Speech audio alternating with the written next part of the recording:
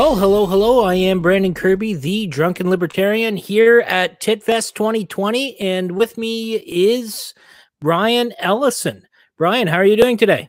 I'm doing great. How are you doing? I'm on top of the world. So you have for us one of the more interesting talks that I saw in the litany, just by way of biography resume.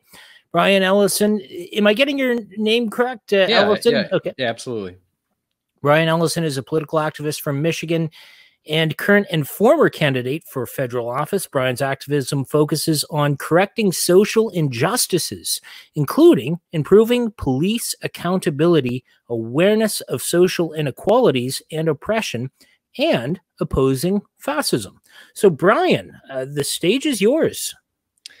Yeah, well, thanks for having me. This is a great opportunity. I had, Dan had asked me if I was willing to give a talk, and what better to talk about than cop watching. Now, when I had originally thought about this, Dan asked me to come up with a title for this segment, and I came up with these long, convoluted titles, and I was about to email them to Dan, and before I clicked send, I didn't have a topic in the email, and so this in the subject, and Gmail populated a subject line for me, and it said "How to Fight Cops," and I was like, perfect. Now Dan decided to go with like something else, like cop watch or something lame like that, but really this is about how to fight cops, right? And I can tell you a little bit about that. I've done a little bit of fighting with cops and cop watching, and unfortunately I've had to pay some of the price for that, but I think it was well worth it. So starting there, I guess I'll just give a little bit of background about me, who I am, and what my qualifications are when it comes to this topic. So I have a fairly short but distinguished career in cop watching, and some would call it cop blocking, and I think that's probably more appropriate. I started doing this a couple of years ago while I was running for federal office. I was running for U.S. Congress here in the state of Michigan. And what had happened was in the local area here, there was a couple of police shootings within the city that I live in, a fairly small city of about 60,000 people. And there was two murders, essentially murders by police officers. They shot and killed unarmed men in a matter of a period of 35 days apart from each other. Now, obviously, this is something that doesn't happen all the time, and certainly not in suburban America. These were not people of color, and it was very like a blip on the radar of the media. It was like, it happened and it disappeared. And I happen to be a father of a couple teenage boys, and I felt like it was appropriate that somebody talks about the problem, that, hey, you know what? It's really not okay to like kill people in our city, and certainly not unarmed young men for really no good reason. And so I took up that activism. And basically, I took a kind of a unique approach. I think anybody who's observed cop watching and cop blocking before understands kind of what most people do. I think what you see them do, and it's like very kind of opportunistic. There's one school of thought where it's like, we're going to go to some public space, whether it's sometimes directly to the police station, sometimes you go to, say, a post office or some other public building, the DMV, and you just record. Basically, you record people until they get pissed off and call the police, right? And then you have this kind of forced foe interaction with police officers. And there's something to be said for that. I think there's some progress to be made there as far as exercising First Amendment rights and kind of checking police officers and making them accountable for what they're doing. But like I insinuated, it's kind of a forced and fake interaction with the police. And so that's not something I've ever done. I think that there's a place for that, and I think that there's some value to doing it. But I just think there's more value in doing it in other ways. The other way is like I mentioned, opportunistic. So you're just kind of, and this is something that really any of us can do, right? If you got a camera on you, if you witness somebody being pulled over, or if you witness a situation, you get out and you record it, and it's just that easy. You keep your distance and you record what's going on, and you don't get involved. But you're there for more than just, hoping that you get a good YouTube video, because I mean, good YouTube videos are cool, right? But really what you're there for is you're there to protect the victim. And the victim in this case is whoever the police are interacting with. And, I'll probably get some flack from that because, a lot of people won't consider them to be the victims. They'll consider them to be perpetrators. But the reality is that police in this day and age, the way that this day and age, see how I use their own terms, right? The police say that in this day and age, but in this day and age, the police really are predators. The police are out. There's police for profit, and they are out there looking to engage with the public in a negative manner. And so I think that that's where we need to really focus on. We want to try and end those interactions. And so that's where I take my police activism. Good. Now, if you want to chime in, I mean, I can just talk forever, Brandon. If you want to pipe in and ask some questions, feel free to cut me off. So, well, you're doing a great job. Let me tell you something. My life has been completely ruined by police officers. I'm a very law-abiding person. By the judgment of the crown, I'm Canadian. I'm not American, but by the judgment of the crown, I've never done anything wrong, and my life has been completely destroyed by police officers. So the more you want to talk, the more I want to listen. Yeah, and so I mean, I had that kind of situation myself. I was actually pulled over by a police officer. This was, I don't know, it was 4 or 5 years ago at this point. I'd never been arrested. I'd gotten a handful of speeding tickets or whatever, but I was pulled over, and I had left the house quickly in a hurry, kind of a family emergency type situation, and I had left my wallet in the house. I never leave the house without my wallet, but I left it at that point. Well, I also have a concealed pistol license, and I happen to have my pistol in the car with me. So I got pulled over, and I knew, cops pulling me over. Okay, I know because of the law, I got to tell them I have a pistol. So I told him I had the pistol, told him exactly where it was. And he said, okay, let me see your license. And so I reached back to grab, and I'm like, oh man, I don't have my wallet. I told him, I'm like, I left my wallet at home. I don't have it. He's like, all right, step out of the car. Well, the law requires that if you're a concealed pistol license holder, you have to produce your license to the police. And then obviously also, if you're driving, you have to produce your license when requested. And so I couldn't do that. So he got me out of the car, and I'm talking to him at the back of the car, and his backup arrives, right? Because I was such a threat, I was so, whatever, right? So his backup comes, and I'm talking to him, and while I'm talking to the first guy, the other guy starts rifling through my car. And like, I look over, and he's going through my center console. And I was like, hold on, man. Like, I'm a little bit familiar with the Fourth Amendment, and I don't think that you're really allowed to do that. So, he goes, well, you know what, if I wanted to, I could arrest you. Hold on. I have to chime in a little bit here for the international audience. When you say Fourth Amendment, I'm a little lost. Okay. Fourth Amendment of the U.S. Constitution is basically provides that the government that cannot it's against search and seizure. I wish I could quote it, but it basically protects yourself from unreasonable search and seizure and your effects and your property. Right. And so it's the government's restraint on being able to invade a person's privacy. And so typically what would be required would be a warrant if they wanted to go into a car, or they want to go into your house, or they want to arrest you. Like these are seizures, right? Or searches or seizures, and they're prohibited except with a warrant or cause for a warrant. And there's all these other extenuating circumstances why they don't matter. But essentially, it protects citizens. It protects people from not unreasonably searched by law enforcement. Presumption of innocence. And I apologize to our American friends who this is all old hat, but to me, it's new stuff. So no, and I take it for granted. So yeah, feel free to ask me questions like that. You got to bear with me on some of this stuff. Okay, so anyway, I'm like, you can't do that, and he's like, well, I can arrest you. And I like, being like you mentioned, I'm a law-abiding citizen. I was a combat veteran. I was a working family man, like just your average guy next door. And he's like, I'm going to arrest you, and I'm like, arrest me for what? Because you don't have your license on you. And I was like, dude, if you think that solves the problem at hand right now, then I think you should do that. He's like, okay, turn around. So he arrested me, and I was like, wow. So that was my first experience riding the back of a police car. It was eye-opening.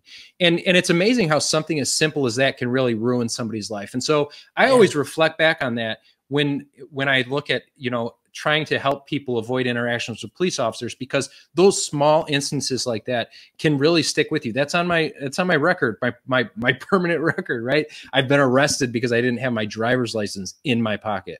I mean, I have a driver's license. They knew I was a licensed driver. They knew I was not driving illegally, and yet they arrested me simply because they could. And that, you know, that gets back to police officers as predators. Yeah. So the way I kind of getting back to you know, how I did my police accountability activism, I had started raising a stink in my neighborhood. I had gone to city meetings and spoken and asked for transparency with these investigations. I had asked for body cameras, advocated that the police need to be held responsible for these unlawful killings. Well, that got some attention. I got some attention, and guess who I got attention from? The boys in blue, right? All of a sudden, they knew who I was, and so I lived just outside of this city that I had grown up my whole life, and I worked on the complete opposite side. So every day going back and forth to work, I drove through the entire length of the city. And so I had noticed one day I'm coming home from work, and a cop's following me. And I was like, okay, he's behind me. Like, I'll just keep an eye on. I'm not doing anything illegal or whatever. And then I turn and he's following me. And then I turn again and he's still following me. And I'm like, what the hell is going on? Why is this guy following me?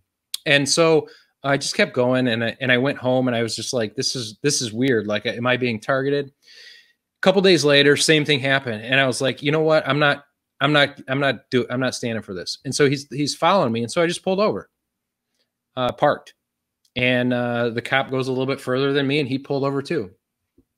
So I waited, and he stayed there. And so I drove ahead, and we played this weird leapfrog game, like down the road. Okay. I would pull forward, I'd pull up, and I'd pull over, and I'd pull out, he'd start to follow me, and as soon as he started to follow me, I'd pull over and park again. He'd pull, so we played this game, and so then eventually I got out of my car. I got my phone out and started recording it. And I walked over, stood in front of the car, and I just looked at him, video recording him, like, what do you do? I don't know what you're doing here, but this is kind of annoying. So I stayed outside my car. I walked around for a little bit. Eventually he drove off and I went home. And so then I was just like, you know what? I decided to take this kind of a more proactive, and there was like small instances like this several times. And so I decided I'm going to take this to the next level. Rather than waiting for them to engage me and to follow me, and then I, try and turn the table on them, I'm just going to follow them. And so I got all my stuff together. I got my camera, a couple backup cameras. I had a buddy go with me. And I drove up to the police station at the time that I knew the shift change was. And, typically shifts are like 11 to 7, or 7 in the morning till 3 p.m., 3 p.m. till 11, 11 to 7, whatever. So I knew that where all the shift changes were, 7 a.m., 3 p.m., and 11 p.m. So I'd go up there at 11 p.m., just before 11, and I sit in front of the police station. And I waited for a cop car to come out. And I just started following him. And I didn't know exactly what I was going to do. I just knew that whatever he was doing, I was going to follow him and I was going to record it. And so I did. It did not take long for them to figure out that I was doing this. And when they figured out that I was following them, it's like all they could do was just do everything they could to try and get away from me. So, I would follow them throughout an entire shift. And there was various instances, and I did this was over the course of several weeks, and I did it probably a dozen times. And it was just became this whole cat and mouse game, and they'd call for backup. And so I would be driving, following a cop, and then all of a sudden I noticed there's a cop behind me. And so I do what I did before. I'd pull over, and if they drove past me, then I'd start following them. If they stopped, I'd get out of my car and go over to them. And so it was really kind of this cat and mouse game. What I quickly learned in doing that, though, while even though I didn't really get great videos out of those circumstances and those instances, what I did do was I tied up at least one officer for an entire shift, at least every time I went out. And sometimes it was multiple officers. So what I can tell you from those experiences is that every time I did that, there was not a single person that officer molested. There was not a single person that officer ticketed, charged with a crime, arrested. And so that's where this is actually a method of cop blocking. This is literal cop blocking. They were unable to do their job. And so I really just found some value in that. And so I think that there's, there was certain instances and there was other, I'd follow, I did it in multiple cities, multiple jurisdictions. I got some different attention from different people. And this is anywhere from local police departments to county sheriffs to the state police. I think I've found that, there's if anybody is considering engaging in any of this type of stuff, there's certain things that you definitely need to consider. One is you really need to understand the law. Now, cop watching from your car leaves you very vulnerable because it doesn't take much to give a police officer probable cause to pull you over and cite you for something. It happened to me a handful of times. I got tickets. I ended up having to pay for them. So you need to be prepared that there's going to be some repercussions. You're not going to go out there and fight justice and it's going to be consequence free. So go ahead. Well, what did you, just for anybody who might be curious, partaking in this noble activity of serving and protecting us legitimately from people who can harass us, what did you get ticketed for so we could avoid that? Interestingly enough, I got a parking ticket. So I was following this one. Car. It had two cops in it, and they were on a call. And they parked illegally. They just parked on the street, and so I parked on the other side of the street where I was legally parked, and I was observing them. They went into a house. I would, and one thing that I find really kind of tasteless is I don't want to get involved in people's personal issues, right? I don't know what they were at that house for, but I wasn't, trying to get up on the lawn and videotape them. Really, I just want to try and, if there was some instance where I felt like somebody was being wronged, I certainly would have tried to intervene, at least with my camera. But anyway, so I was parked legally. Well, they came out of the house. And so I did a U-turn, not really a U-turn. I pulled in a driveway, turned around, and I got behind them waiting for them to pull off. And they're in the car, their car's running. I'm in my car and my car's running. And another cop pulls up behind me. I was like, okay, this is interesting. So the cop behind me turns his lights on. And I'm like, all right, I don't know what's going on, but I guess I'm being pulled over. And so I'm sitting there waiting, and after a couple minutes, the first car pulls off, and so I'm kind of in a conundrum here. I'm like, okay, do I wait? Am I really pulled over? The officer behind me hasn't contacted me yet, but he does have his lights on. So I was like, well, I'm just going to wait, and I'll see how it plays out. In worst case scenario, I'll follow this guy. So he comes up to my window, and he's like, hey, Brian, here's your parking ticket.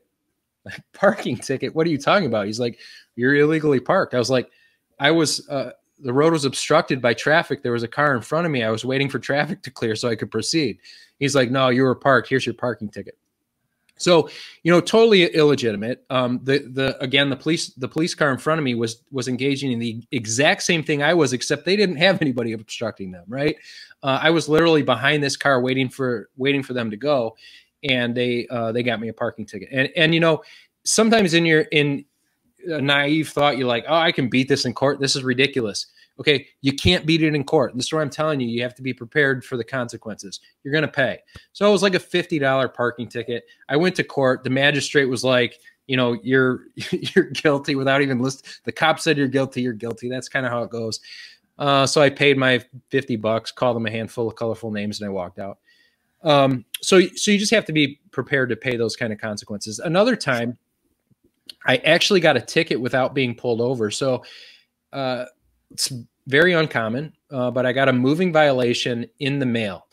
And one of the things when you get a ticket, when you get pulled over, the police officers, they have to be able to testify that they could identify you, that you were the driver.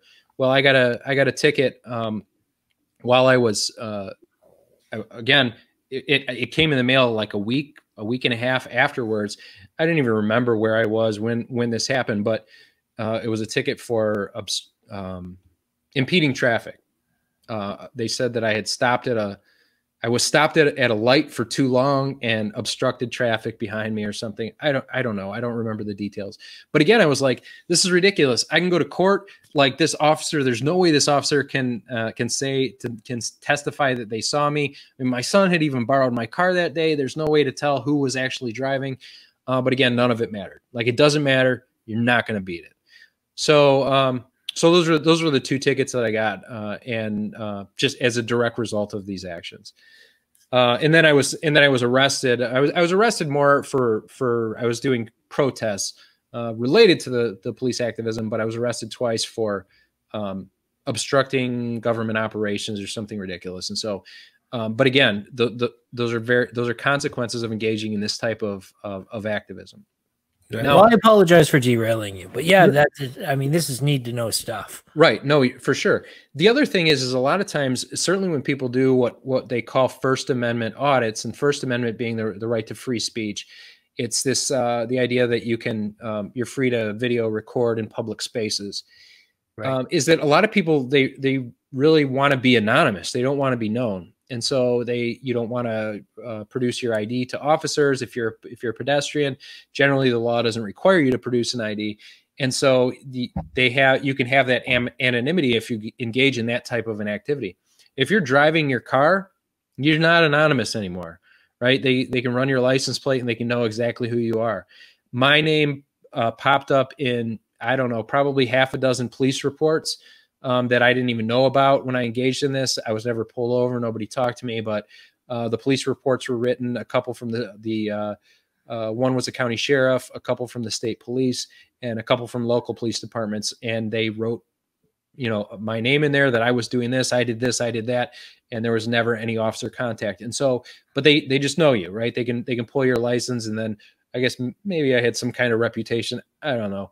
But yeah, you don't have any anonymity. So if you're going to do the kind of cop watching that I'm talking about, the cop blocking that I'm talking about, there's you're definitely opening up yourself and exposing yourself.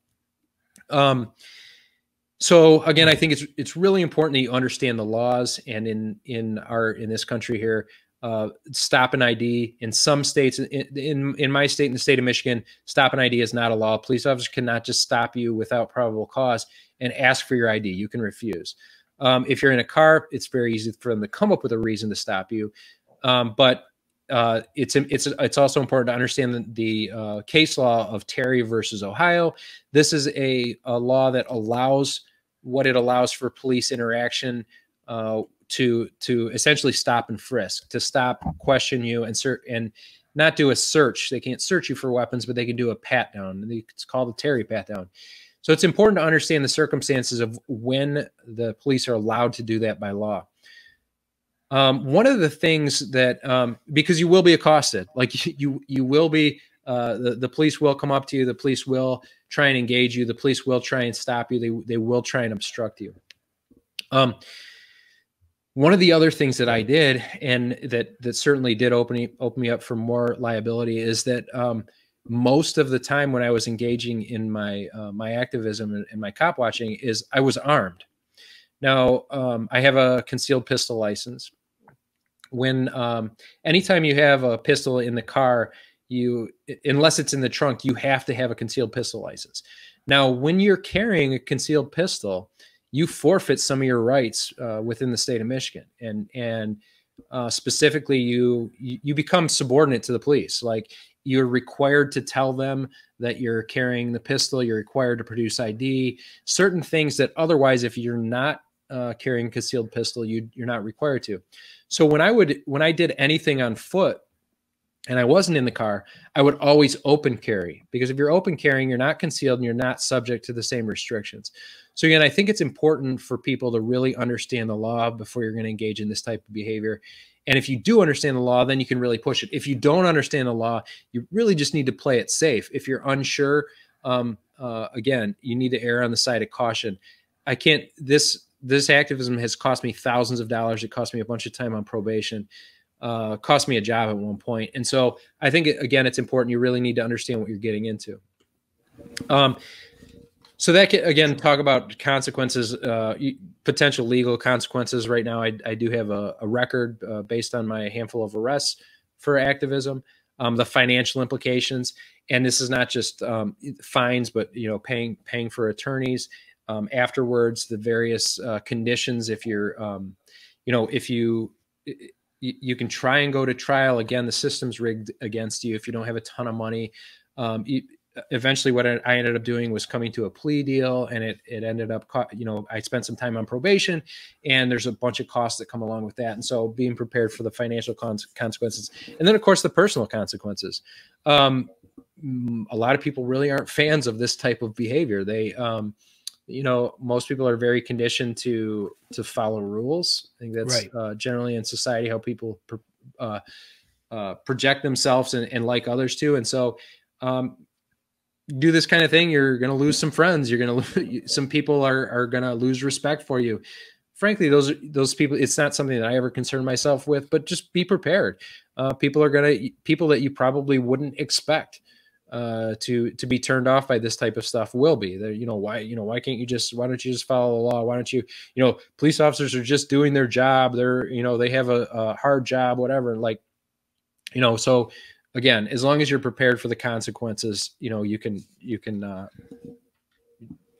do whatever your wallet can bear, I guess would be my advice. Now, when you're going out, there's a couple things that you want to make sure you have equipment wise to make sure that you're well prepared. One, you want to make sure you have multiple devices. So you want to have at least 2 cameras. You want to have one camera that's running all the time. You want to have one camera that's capable of live streaming. Now, your live stream is really kind of your safety net. Lots of things can go down. It helps when the police officers that know that they're being held accountable in real time. If you're simply recording your interaction, the police can arrest you, seize your property, delete the videos, and it never happened. It never existed. And so it's important that you have live streaming capability. Right. I would argue that it's important that you have 3 devices, that you have one device that you're prepared for live streaming. You have your backup camera, and I use a GoPro for my backup camera, and then a third device that a phone that you can use that in case you need to make phone calls, because it's very possible that you might need to make a phone call.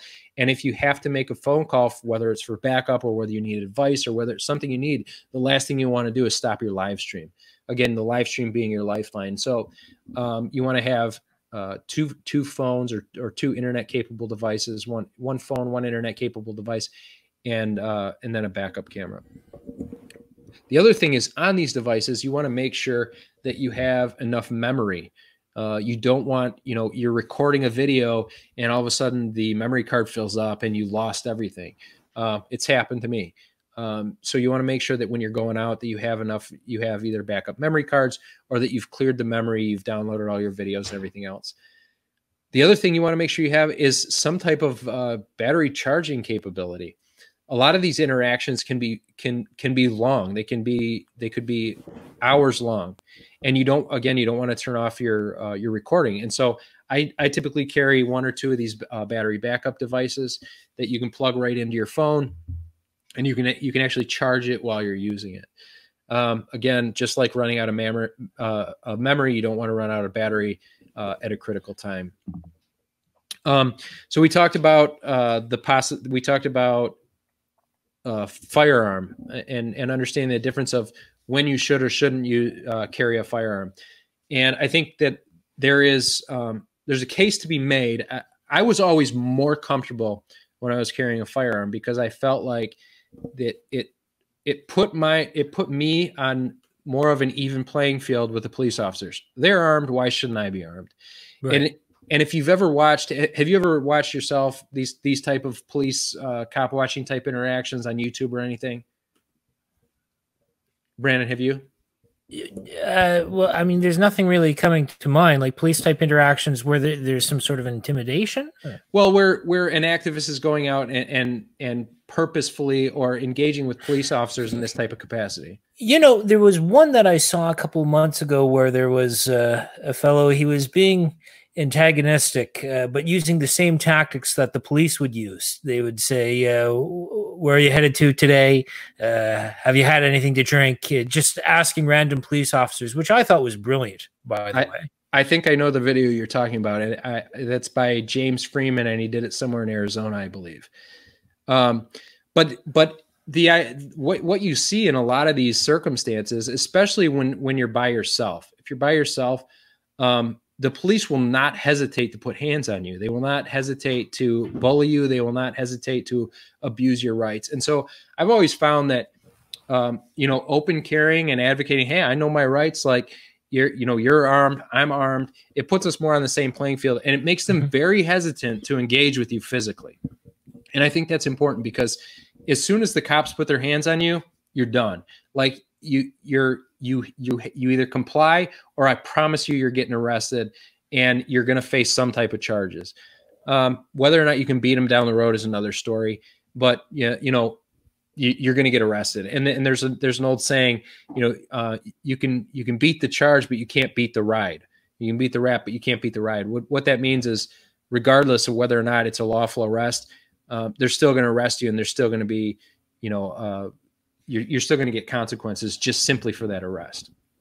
And so I think it's important that you, one, you can just kind of bring yourself on that same playing field just by being confident and knowing what you're doing and talking to them in a respectful but firm manner.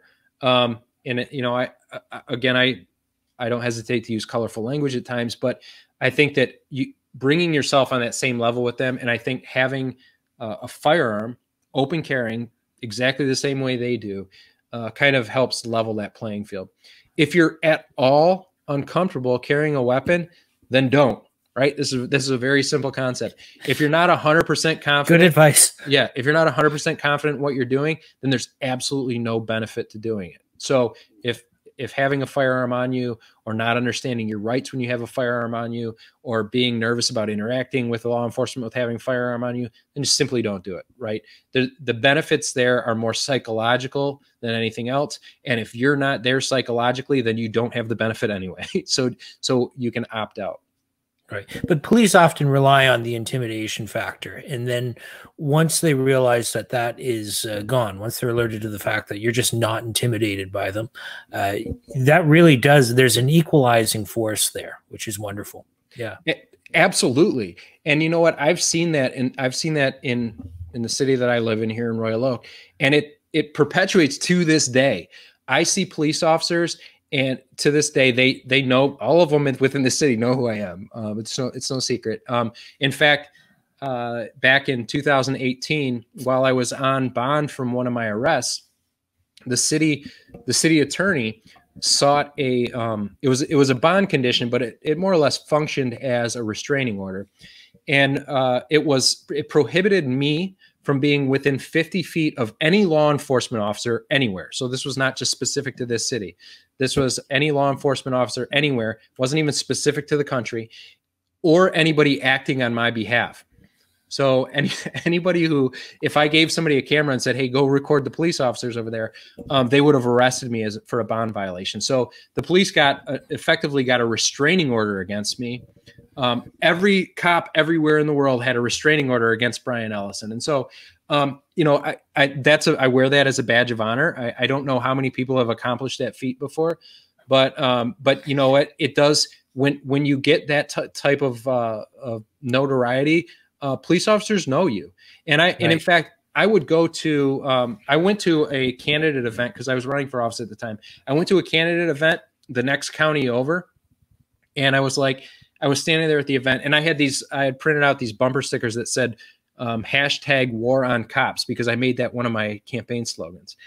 And so I saw these couple of uniformed cops, and I was like, I'm going to go give them a bumper sticker, because I mean, that's the kind of thing that I like to do. Right. You already got your badge of honor. You're just going to turn up the voltage. Right. So I take out this bumper sticker and I go over to hand it to him. And one of the cops was like, how you doing, Brian? I was like, hashtag winning. Right. Yeah. So, but like I said, I feel like I've gotten to that. I wouldn't even say I'm on the same level playing field as them. I would venture to guess that there's probably not a single yeah, there might be one that's dumb enough. There's probably not many police officers, at least in my local jurisdiction here in Royal Oak, Michigan, that would look forward to engaging with me in any way.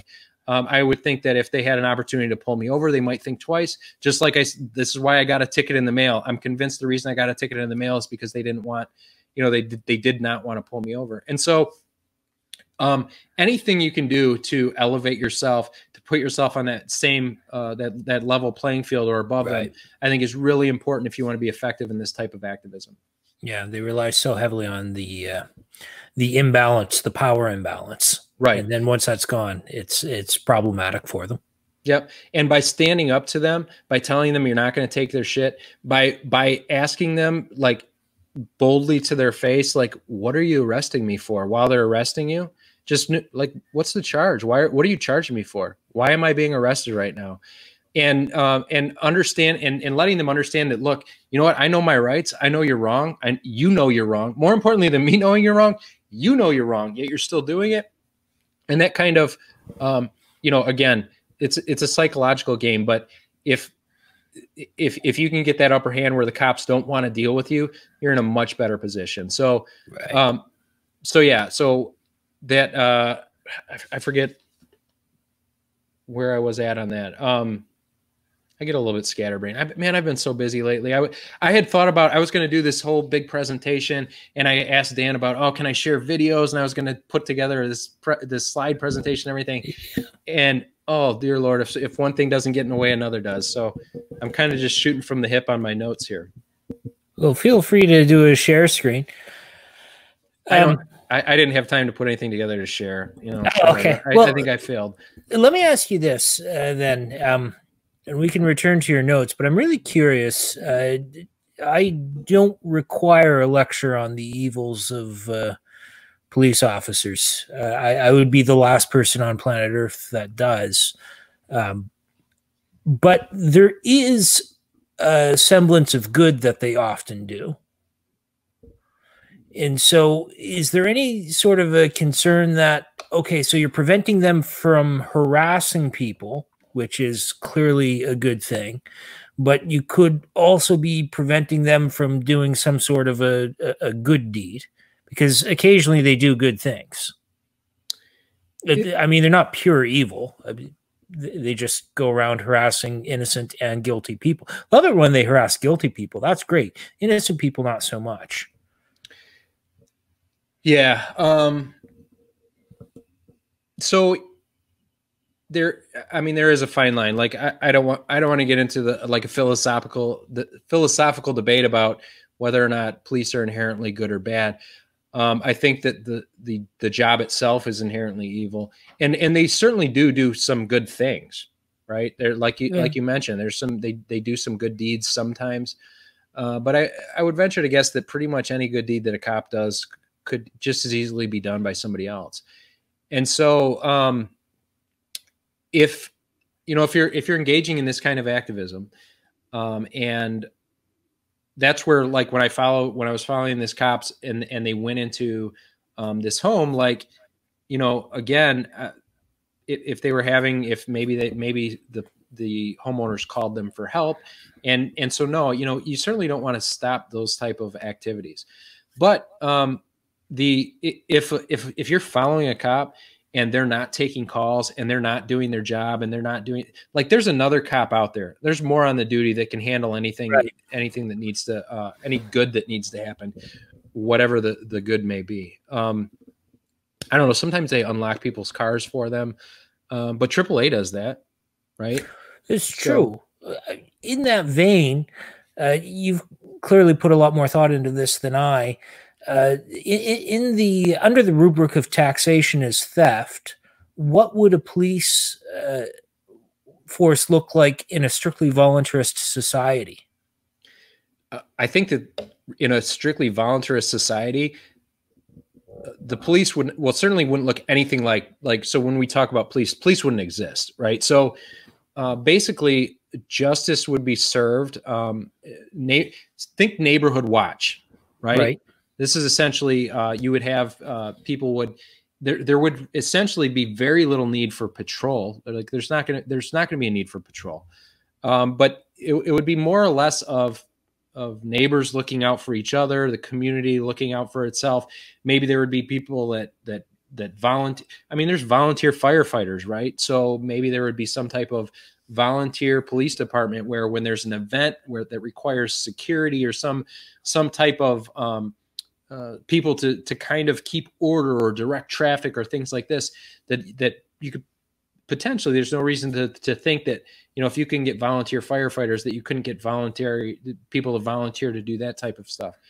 When it comes to, serving justice for crime where there's been a victim and you want to,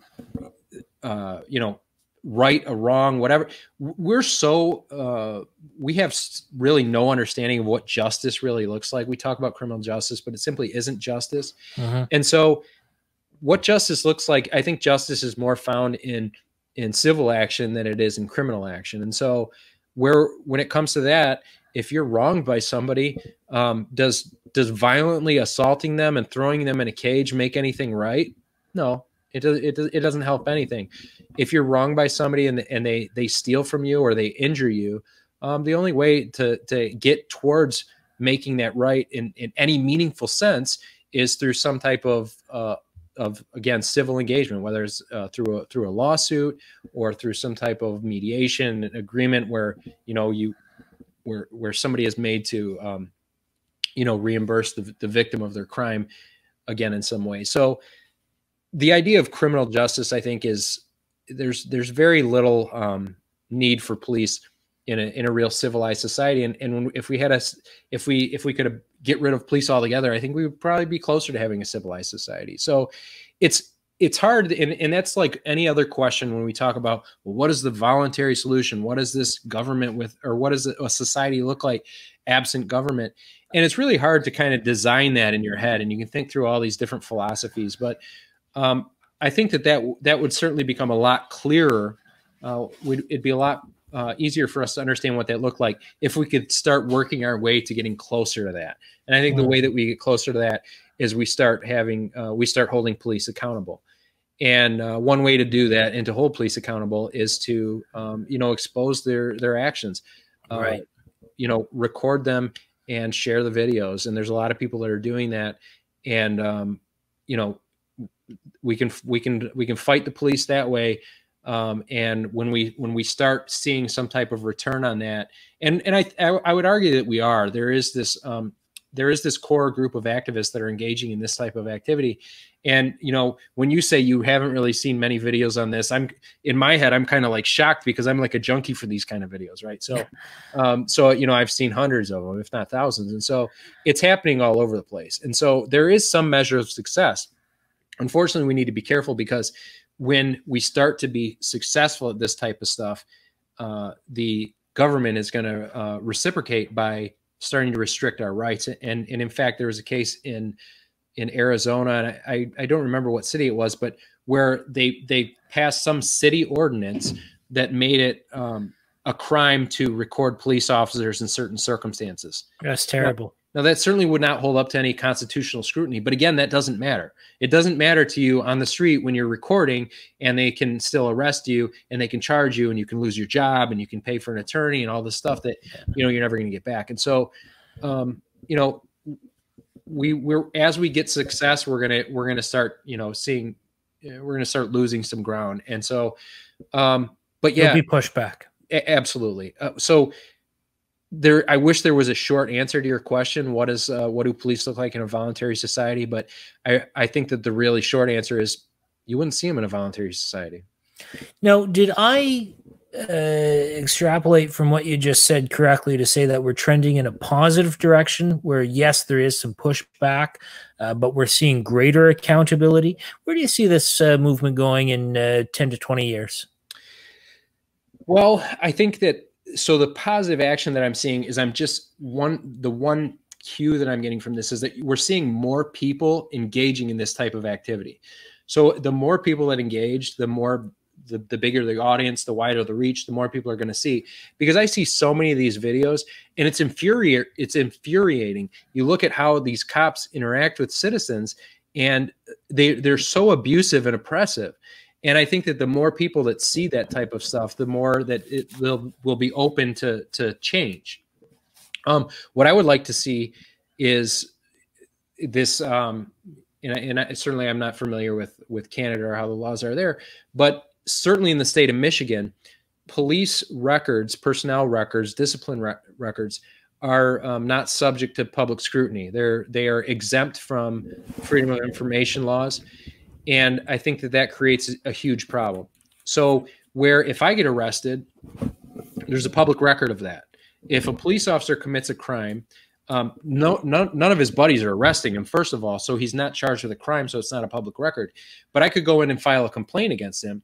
But when I file a complaint against him, that becomes an internal department record that will not only is it not a public record, but it won't follow that officer. If that officer leaves his job and goes to work for another department, it's like that document never existed. And so you can have officers, you have these gypsy cops that bounce from one department to another. They get in trouble, they just go get a job at another department, and there's literally no historical record of their the negative behavior that they've engaged in. And so I'm really an advocate for that transparency. I think that police disciplinary records need to be subject to Freedom of Information Act laws. They need to be subject to public scrutiny. They need to be available to the public to inspect. I also think that there should be civilian oversight. So where there's an investigation into police wrongdoing, it cannot be handled internally. And it's not even okay that it's handled by another department. So when I filed a criminal complaint within the city of Royal Oak against police officers here, it was just investigated by the county sheriff. And this is like one hand washing the other. And so it's not enough that you just take it outside the department. You need to take it outside of the law enforcement community. And so I think it's important that there's civilian oversight. Another thing is body cams, and those are pretty much they're becoming more and more mainstream, but they need to be everywhere. And those records, the records of the recordings, need to be more public.